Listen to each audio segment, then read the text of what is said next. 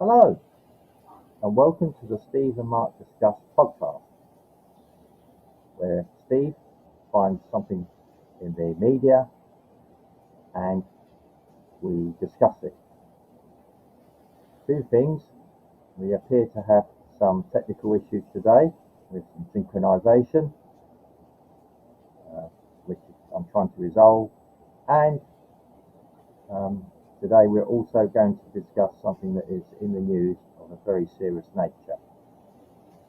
Sometimes we like to balance it, but we feel it's important that we discuss this.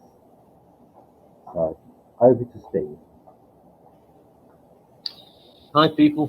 Yeah, the fact that we've got this technical hitch and we're still doing the podcast suggests that what we're about to discuss is quite serious, actually. It's been in the news the whole week about Israel, and we're not going to be any different. The only difference we're going to have is that instead of a podcast of about 10 minutes, 15 minutes, we're going to do one that's extended because there's a lot of ground to cover, and it'll last around about 25-30 minutes, and that'll be like our contribution for this week. We know that Israel was attacked recently by Hamas, and it seems that things are going from bad to worse. So here we go. This is what we've got so far. Is that Khalid Makel, the Hamas leader and also founding member of Hamas, has called for a global Muslim uprising for Friday, for tomorrow. And he's wanting Muslim blood and souls to be sacrificed to Palestine. And he has to carry Jihad for the Palestine cause. Now, what I can tell you is that armored vehicles are arriving to the West Bank from Jordan. I know that Hezbollah is on the northern frontier of Israel, are gathering up there. And of course, we've got the Hamas battling it out on the Gaza Strip in Gaza. What makes this call for the uprising for tomorrow is the fact that this guy Khalid, he isn't asking this uprising just to be in the he is asking it to be in the region in the Middle East, to for all the Muslims to go and attack Israel. But also he's asking for the diaspora, which are Muslims are not near the area, to take part in this uprising between Aspras.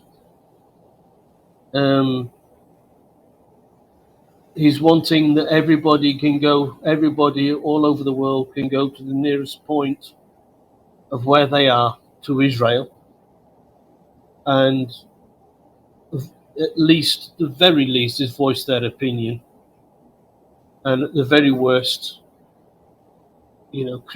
create some sort of havoc against the non-Muslim. There is a lady, Brigitte Gabriel. She's a journalist and an activist against Muslims, and she gave some interesting stats about Muslims.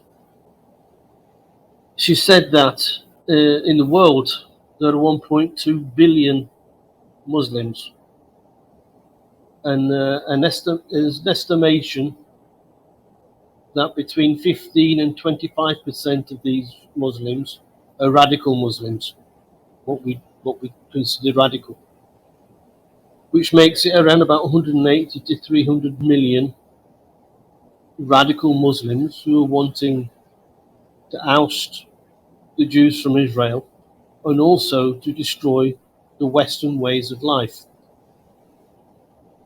We can see this in the UK quite clearly, where we come to places like Leicester and in some areas of Birmingham, where even Sharia law is introduced into those communities to eradicate the Western way of life from those communities. What we don't know is how, to what extreme they will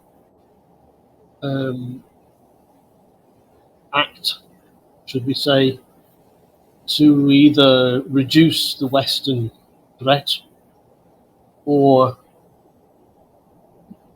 reduce the Western influence on their society. In the US, we have people like BLM who recently used the microlight images of the Hamas coming with the paragliders as their symbol and saying, "This is it. You know, it's now." We don't, and there in the US, they're all armed, of course. The radicals are all armed, and we don't know if this global jihad is going to include the use of those arms in this world protest, for want of a better word.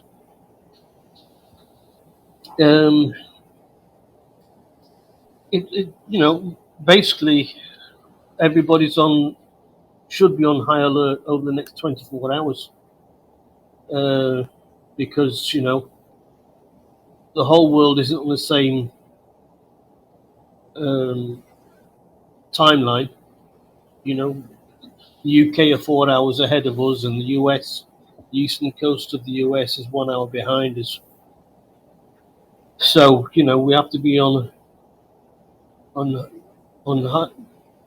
high alert over the next 24 hours to see 36 hours to see if it's going to affect the non-Muslim countries. I don't think here in Brazil, where we are, a great deal is going to happen because we aren't a Western country, or we aren't in a Western country, and there aren't all that many Muslims that are here. Those that are here are quite friendly, so they just want a quiet life, I think.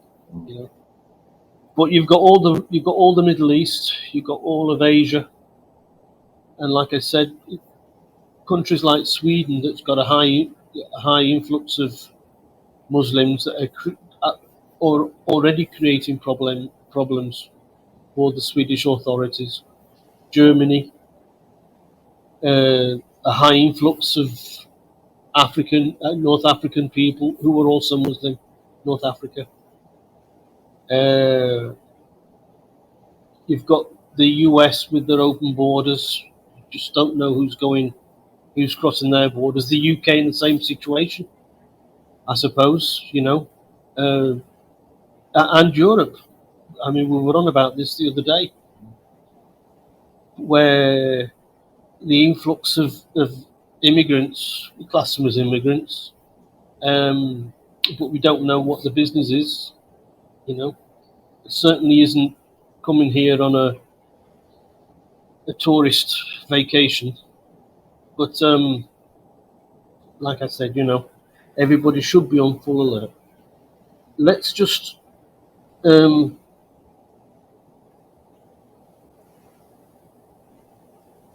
let's cover that.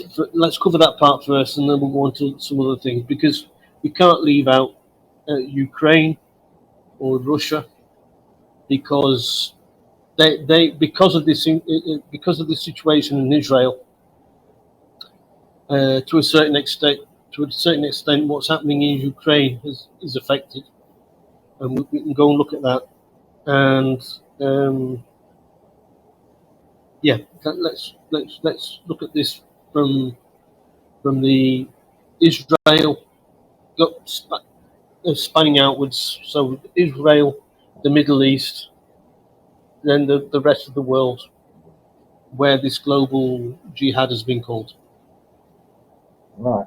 I mean, obviously, we're all shocked by what happened the other day, and the fallout from it in the region. Obviously, we all feel for anyone involved in it who is not directly or innocent parties. Let's be honest about it, be they Israeli or Palestinian or people like from the Palestinian area who are going to suffer because of the actions of people.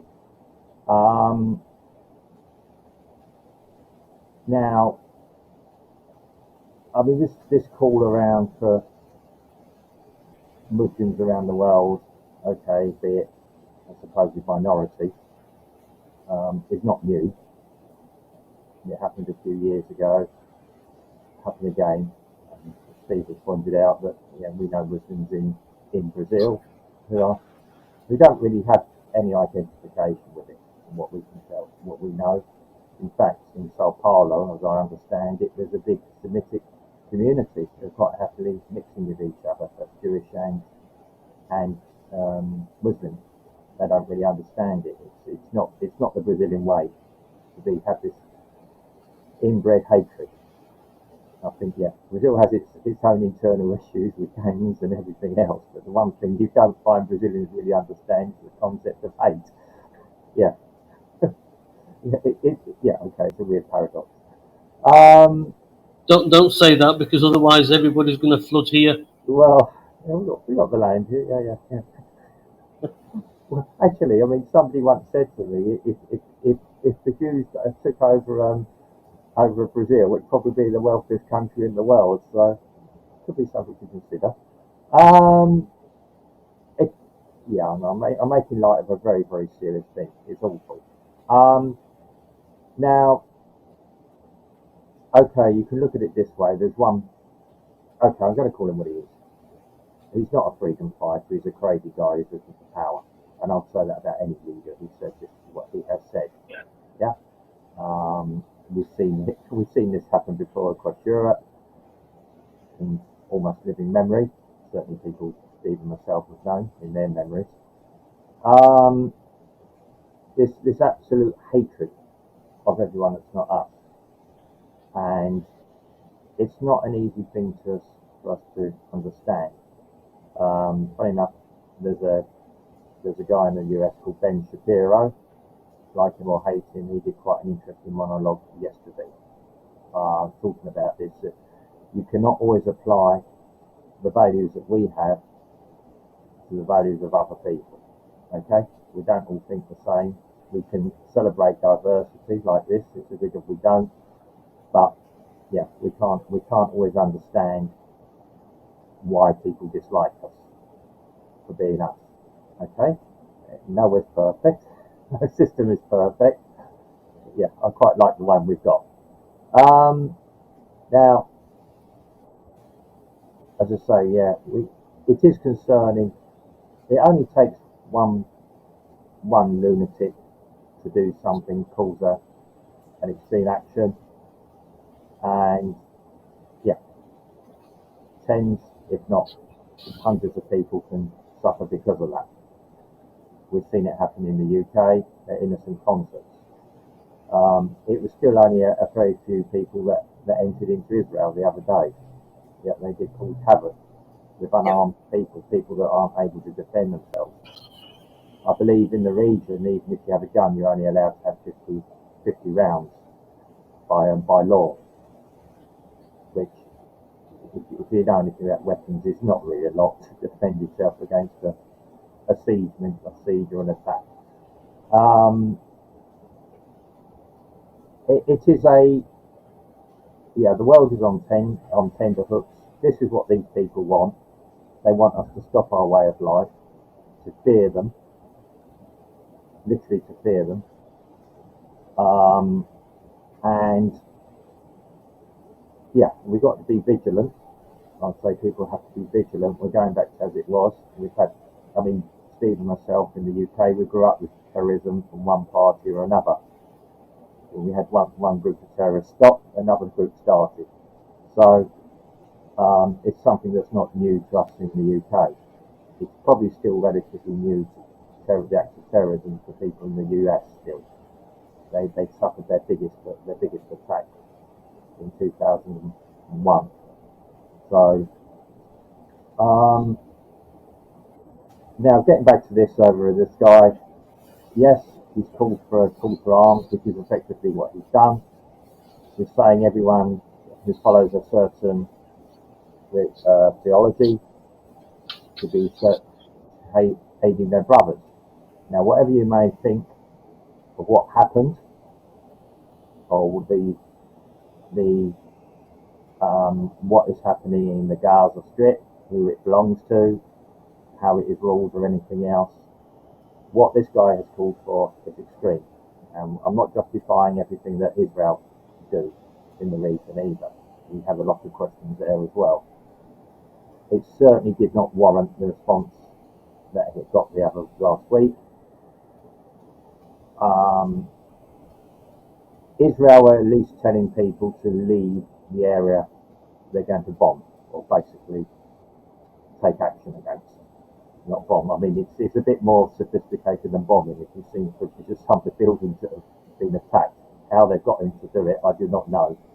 It's been quite sophisticated equipment that Israel using. Trying to limit.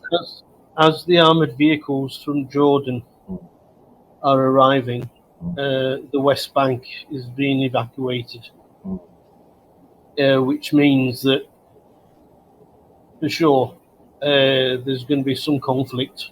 Yeah. On that side of Israel. I think what they this war is which Hamas, it's called Al-Aqsa, the Al-Aqsa flood, where they're just going to inundate Israel with Muslims, with so many Muslims, and the Iron Dome of Israel is not going to help them very much, because they're going to come via land, or very low air, very low altitude air. No, it's a low-tech battle now. It's a traditional sort of on the ground. Right. I wouldn't say spears and arrows and spears, but yeah, a little bit sophisticated. But yeah, it's exactly what probably Israel hadn't prepared for directly. Well, I mean, this was shown the other day. So Israel was caught with their pants down. But I think it was low-tech. It's almost like a 9/11 that somebody said a scenario to the Israeli. Nobody could actually pull that one off. Nobody was there.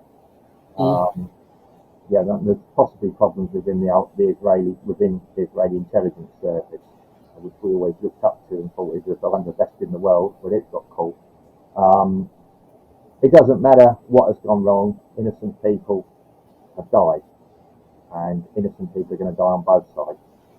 I'm sure that the public in general, they don't have the same zest for war as the very few leaders at the top. Well, that's always the case. Young men fight old men's wars. I mean, you and I, we look at war. I've got a series of books about different wars behind me. We look at war from an academic exercise. I mean, we're amateurs at it. We don't want war. We would like it consigned to history. You know, I'd rather read about a book. I'd rather read about a battle that took place many years ago than watch it on news in the current real time. And this is it. It's going to be a traditional type of scrap on the ground, war battle on the ground in effect. Well, a 21st century version of it. We're seeing it in Ukraine already. We're going to move on to that in a minute, I believe. But it's it is a very, very worrying time for the world. I mean, when people said to me in Brazil, do you think that this Russia-Ukraine thing will lead to global conflict? No, I don't. And I think I said to someone, if something kicks off in the Middle East, that's when we've got to start worrying. Or Asia. I did not know that my words were going to be come to reality. Yeah, I mean, let's just face it. What we keep saying, Ukraine and Russia. Okay, people are dying and the freeze is too clinical. Is a local dust-up. It's not an ideological dust-up. It's about a bit of territory, and possibly Russia feels it needs that to survive. Ukraine wants it to survive. Yeah, they should be getting around the table now because the world's attention has gone elsewhere.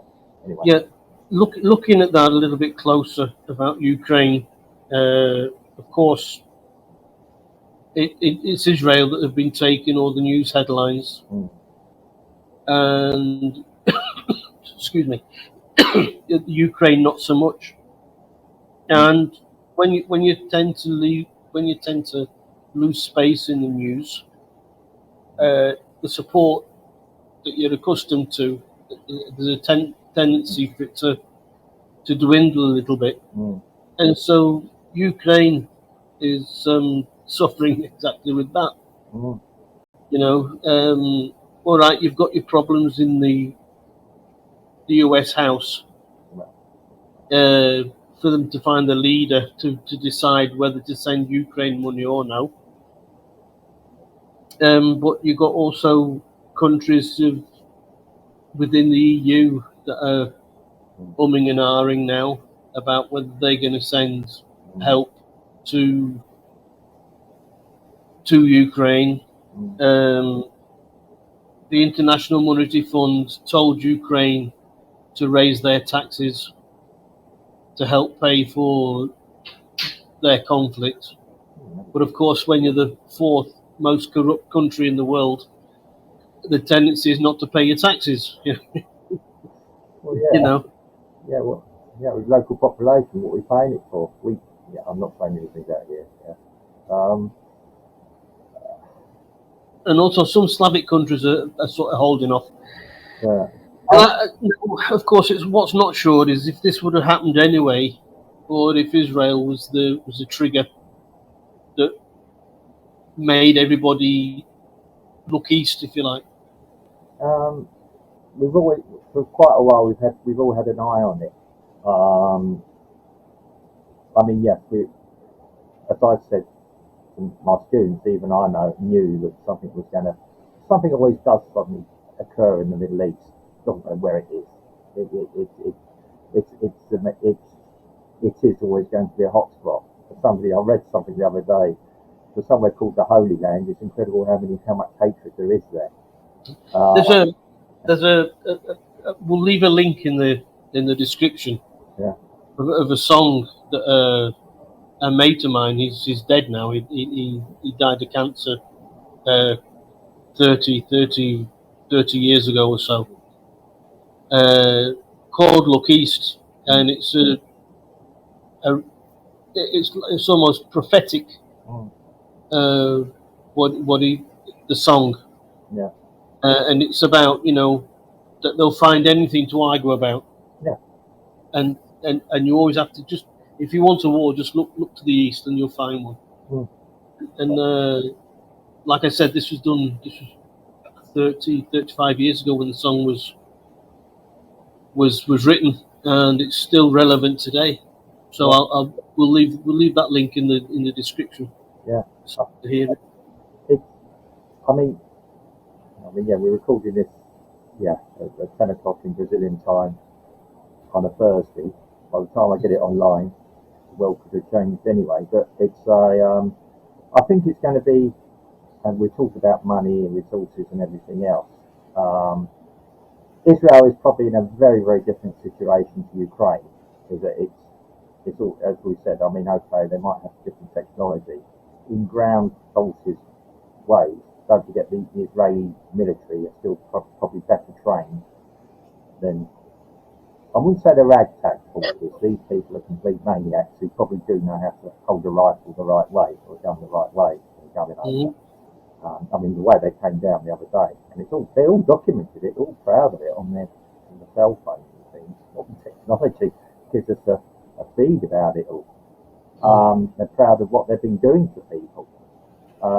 You know, if I was committing a war crime, I don't think I'd want it documented. They're documenting everything themselves, and that's all part of the fear.